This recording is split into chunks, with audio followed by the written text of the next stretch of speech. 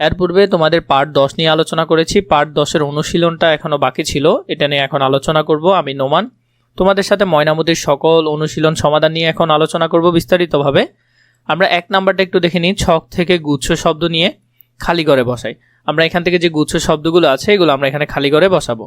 প্রথমটা আছে কি, মাটি কাটার সময় শ্রমিকদের কোদালে উঠে এলো কি, পুরাতন ইট উঠে এলো। তাহলে এটা হবে 1 নাম্বারটা।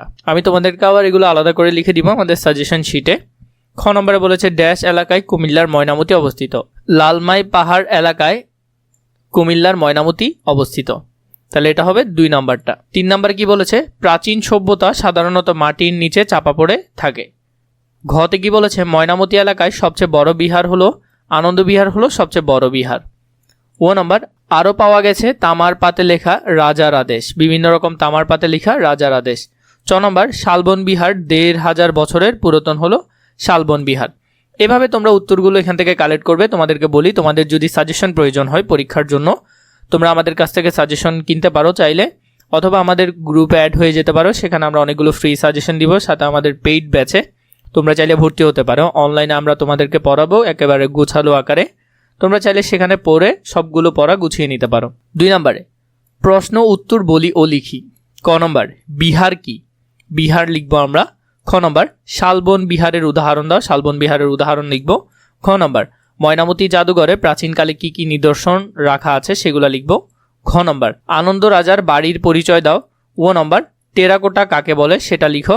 চ নম্বর, এইসব নমুনা সমৃদ্ধ অতীত পরিচয় বহন করে কথাটি বুঝিয়ে লেখো। এই যে প্রশ্নগুলো আছে এই প্রশ্নগুলোর আনসার এখন আমরা দেখব।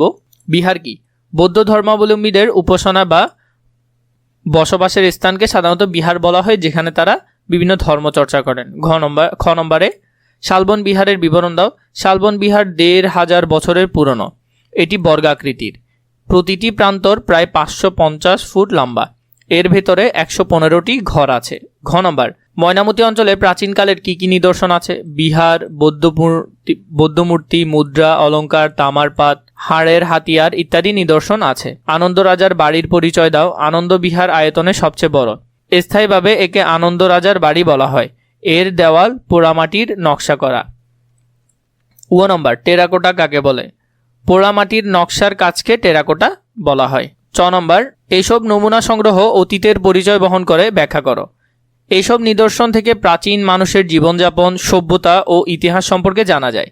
এখানে এই যে চ পর্যন্ত উত্তরগুলো তোমরা সুন্দর করে তোমাদের বইয়ে লিখে নিবে অথবা নোট করে নিবে। 3 নাম্বারটা দেখো, শব্দ সাজিয়ে বাক্য লিখি।